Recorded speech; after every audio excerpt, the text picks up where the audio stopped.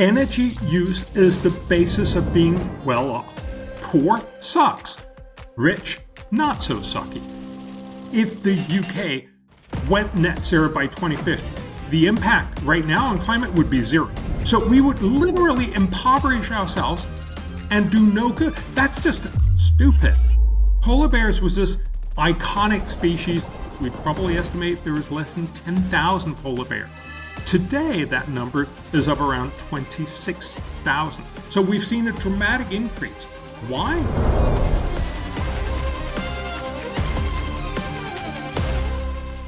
Hello, I'm Fraser Myers, Deputy Editor of Spikes. I'm absolutely thrilled to be joined by Bjorn Lomborg. Bjorn's written a prolific amount of books and articles on the climate issue, on the environment, most recently Best Things First and False Alarm. Bjorn, welcome. It's great to be here. Thank you. Bjorn, we're at a time when I think it's fair to say that skepticism towards net zero and climate policy has gone mainstream. We have Donald Trump in the US saying drill baby drill.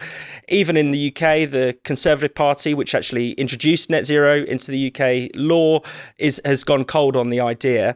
Is this a welcome development in your view? It certainly is good that we're now more realistic. Remember, climate change is a real problem, but it's not this end of the world that it's been sold. And the problem with this whole conversation is when you think this is the end of the world, when you think this is a meteor hurtling towards Earth, nothing else matters. And that's, of course, how the conversation has been for the last 10, 15 years. The world is ending, so we just got to do everything and pay whatever it costs.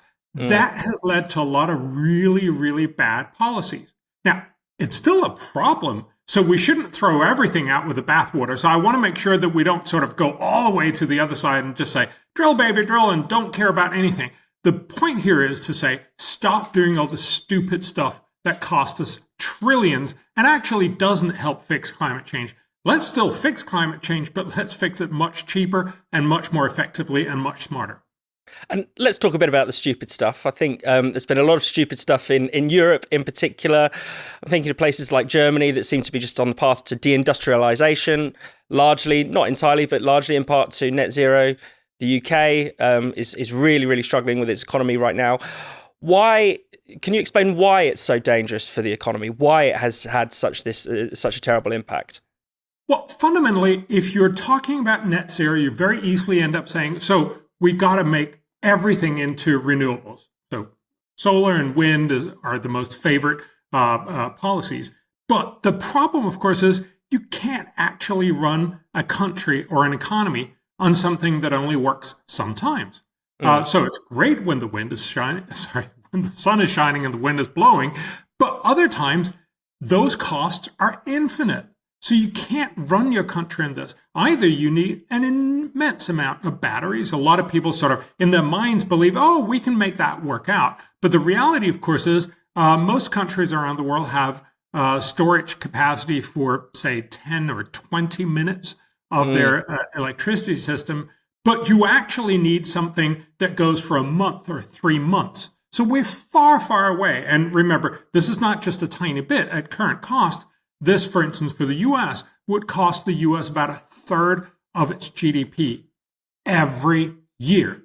So, there's just no way, because you have to buy these batteries every 15 years or so. So the fundamental point here is this is not something that we can just snap our fingers and hope it goes away. What happens is that you keep pushing in more solar and wind, and the prices go up. If you make a graph, and I've done this, if you take a graph of how much solar and wind constitutes of your entire electricity production, and then look at what's the price, there's a very clear upward trend. The more solar and wind you have, the higher the cost. And the crucial bit here is there is no country on earth that has lots of solar and wind and low energy cost. So people want to tell you, oh, it's going to be so cheap in the future, but it's actually not. And that's, of course, why, for instance, heavy industries, all the chemical industries leave Germany, because you don't want to pay for really, really high costs of solar and wind. Instead, you move to the US where it's cheap, or you move to China or elsewhere in Southeast Asia. And the real point of that is, of course, then the Germans have just done something to make themselves feel good. They sort of virtue signal and say, see, we fixed the climate problem for us. But it was never about fixing it for Germany. It was about fixing it for the entire world. And as long as you don't get China, India, and Africa on board, you've missed out on most of the emissions in the 21st century. So the reality is you're not going to show the way by impoverishing yourself. Nobody's going to look at Germany and say, ooh, we want to be like Germany. They look at Germany and say, see, that's what we have to avoid. We need to get back on track for policies that actually showcase how to do eventually fixing climate change, not how not to do it, which unfortunately is what we've become champions of the last 10, 20 years. And what about nuclear energy? I mean, nuclear is carbon free, and yet it seems to still be despised by a lot of environmentalists. But there is also the cost of nuclear seems to at least be quite high initially. Are there ways that we can get around that? I mean, is nuclear a potential solution to this? Oh, nuclear is absolutely a potential solution. So remember, a lot of Green's DNA was sort of built back when it was about being against nuclear power. So I understand the sort of reluctance, but the fundamental point remains. If you have built nuclear power plants, you've already gotten all the waste. You've already committed to decommissioning them. You've already paid for them. You should definitely not decommission them now, which is what Germany and many other countries around the world, also many in the US, have done. That's just stupid. You basically have free green energy that you could run for 10, 20, 30 years, and instead you say, nah, let's not do that. That's just plain stupid. And I think nobody can disagree with the idea that we should keep the existing nuclear power plants running. But you're right, with the current third generation nuclear power plants, it has turned out to be fairly costly in the rich world, not in the poorer part of the world, which is remarkable. And that seems to suggest that this is really a regulatory issue rather than anything else. We're simply designing each one of these nuclear power plants as if it was an opera house. So we have to do everything right and, no cost to spare. And of course, that ends up making very, very expensive power. I think we're probably never going to get that right in the West. But there's the promise of fourth generation nuclear, which is very often a sort of small modular reactors. You type approve them in the factory, and then you just roll out 100,000 of them. That's a much, much cheaper. So you don't make one opera house and then another opera house and so on, but you just roll them out from the factory floor. That potentially could make nuclear power incredibly cheap and very, very safe. But of course, we have to remember that was also what they told us about the other three generations of nuclear power plants. That it would be incredibly cheap and we'd just be inundated with cheap nuclear power. That didn't happen. So we should be focusing on seeing, is there a way to make this happen? And the way, of course, is to make sure that we make these demonstration plants, that we invest in research and development to make sure that we get all the smartest things. This could be nuclear. It could be a lot of other technologies. I mean, it could even be solar and wind with lots and lots of incredibly cheap battery power. I don't quite see how that's going to work right now, but we should be investigating it. And the point here is we need to find the next generation of some technology that's so cheap that it's cheaper than fossil fuels and still incredibly green. That could be fourth generation nuclear power, could be a lot of other things. But once we have that technology, everyone will switch. We don't need all those UN high-powered meetings where everybody tries to twist everybody else's arm to do stuff they don't want to do.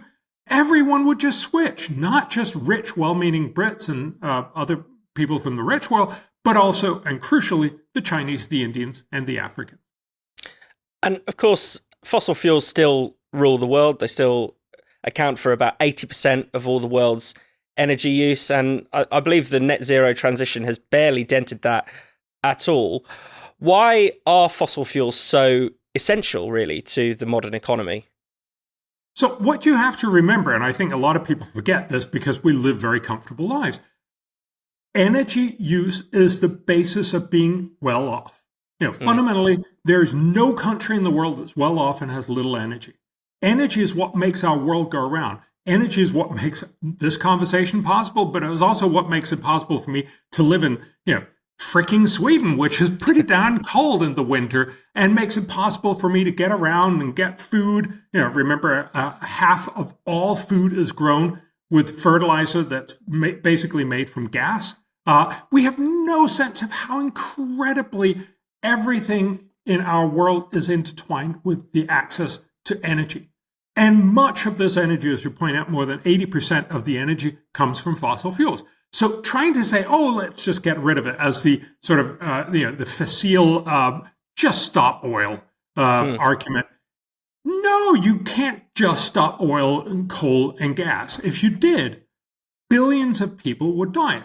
Very literally, 4 billion people would die because we just wouldn't have enough food, because we wouldn't have the fertilizer for them. But many other people would die in many other ways. And of course, nobody is going to say yes to that, which is why you need a lot of energy. Now, we're a smart civilization. Eventually, we can imagine switching mostly away from fossil fuels, which are very, very dense and cheap and very readily available, but have the negative impact of climate change, to other technologies. But we can't do that unless it's cheaper.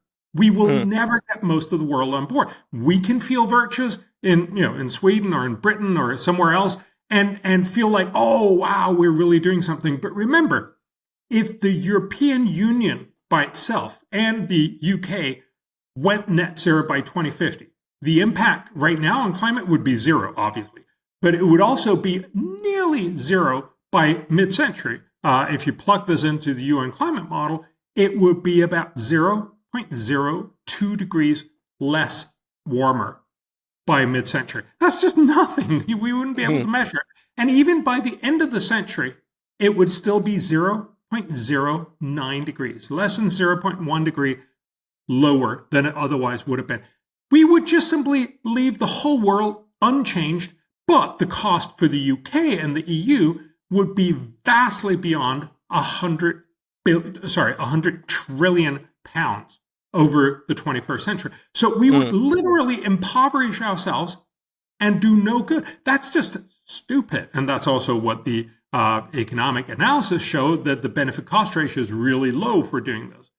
On the other hand, if we focus on making innovation go much faster into green innovation, we've actually promised to do that, but we haven't. If we do that, we can spend about 1/20th of the cost that we're spending right now. And we could achieve much, much more, because if we could help innovate the price of green energy down below fossil fuels, everyone would switch. And could you just give a sense of what you think the real risks are with climate change? Because it's clear that you said it's a challenge, but not the end of the world. Many people might hear that and they could start spitting feathers. You talked about just stop oil. They really believe, they clearly are motivated by the fact that they believe that the world will end unless we take drastic, radical action. Can you lay out what the real risks are? Yes. So it's not surprising that a lot of people think the world is ending, because that's what the media is telling you every day. And remember, there's a huge payoff for media to take whatever negative story and say, see, climate change. But you're very badly informed on this if you just take the media's word for this. So if you actually read the UN climate panel, they tell us, yes, it's a problem. They do not at all tell us this is, by any standard or stretch of the imagination, the end of the world. The reason why the media tells you this is the exact same reason as what we've seen in the US over the last 3 decades. FBI statistics universally show that crime has gone down dramatically by, it's dropped by half or 2/3. Yet if you survey most people in the US, they think crime has gone up. Why? Because now we have CNN and 24/7 news channels across the political spectrum. And of course, there's enough crime to tell you all the time, here's another crime. Oh, here's another crime. So it makes you believe that there's more crime. But if you actually look at the data, so for instance, take fire. Most people think, oh my God, the world is on fire. I mean, indeed, New York Times tells you it's a world on fire. But the reality is we have had satellites since the late 1990s from NASA covering the world 24/7 that is picking up all major fires in the world. And what we know is the area of fire in the world, so all the stuff that burns every year, has gone down by about 25%. You would never know if you look at the media, because you never send out a reporter and say, I'm out here reporting and there's no fire, right? You only have reporters out saying, oh my God, it's all burning. But again, this is the fallacy of what the crime rate in the US is. You believe just because you see more and more of the stuff in the media that must mean that there's more and more of it.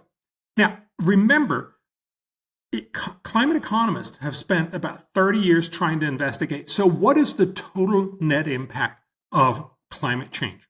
So there are many negatives. There is also some positives. As temperatures rise, you're going to see fewer cold waves and hence fewer people dying from cold. That matters a lot because a lot of people die from cold in this world. But overall, it's a net negative.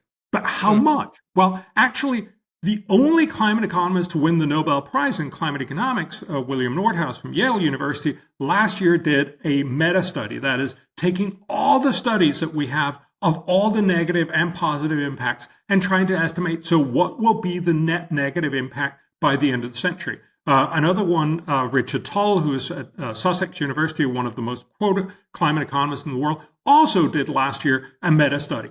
They both came to the conclusion that the cost of climate change by the end of the century is equivalent to 2 to 3% loss by the end of the century. So, yeah, not nothing. Certainly not 100%, but 2 to 3% is a real issue. So if you can come up with a solution that costs, say, 1% of GDP and solves most of the 2 to 3% of the problem, that's great. Unfortunately, what Europe and many others, smart people who are really scared and running around, sort of with their heads cut off, they end up saying, let's spend 10% badly on not really cutting very much of the 2 to 3% problem in 100 years. That's just stupid.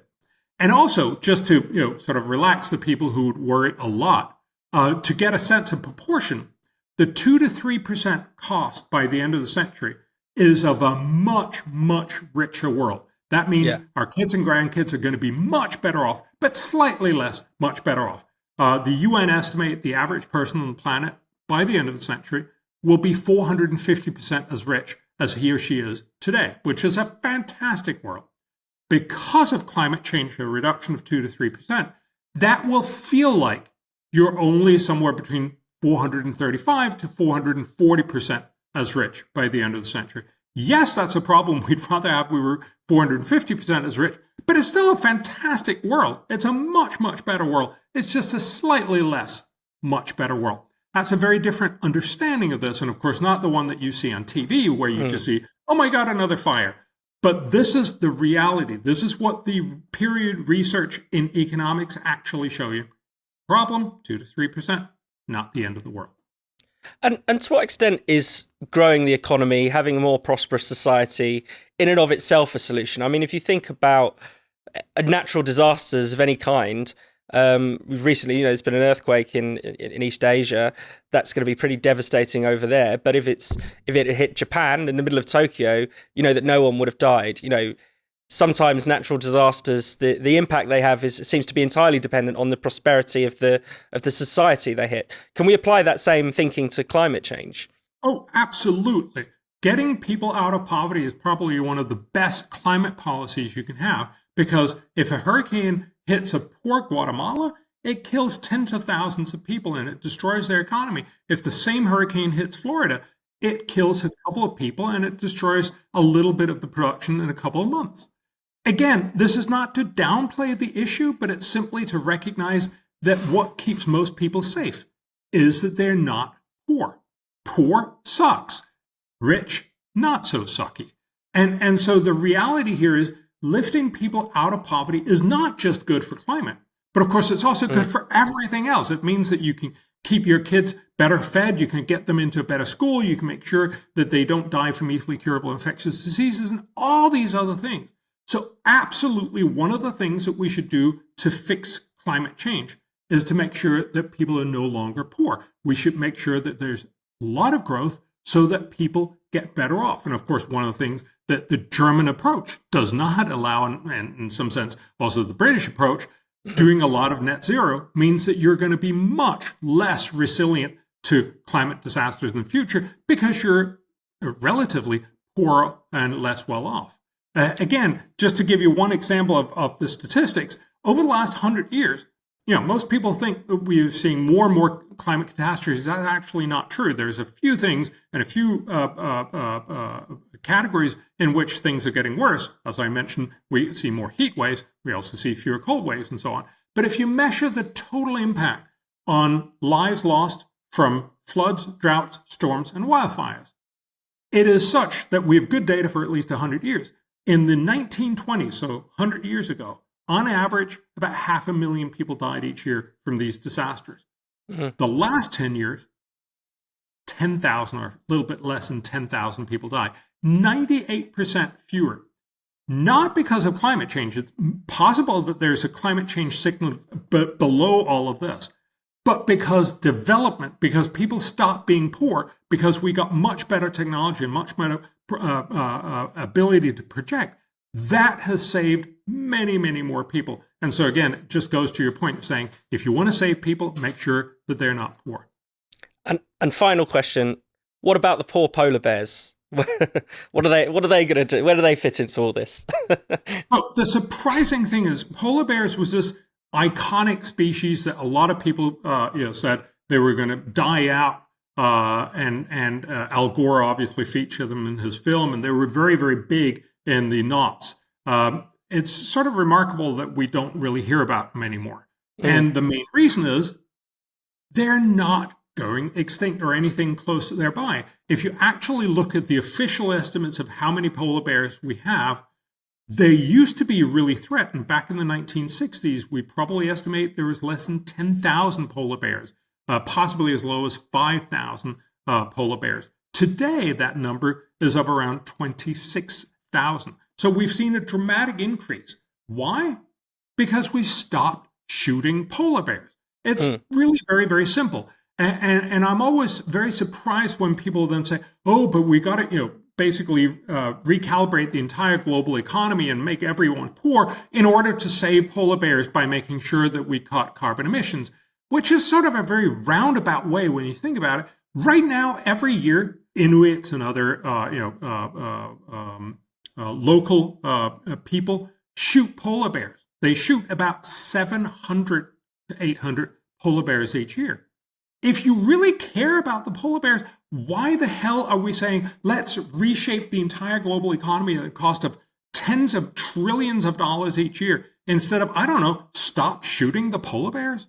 And this is what's happened when you're so scared witless, when you can only think about one thing, namely climate change. You forget that there are often very simple and very smart and very cheap solutions to much of the things that you worry about. So first of all, polar bears are not in danger. They're actually increasing numbers. And if you really want to do something about them, stop shooting them. Bjorn Lomborg, thank you very much. Thank you.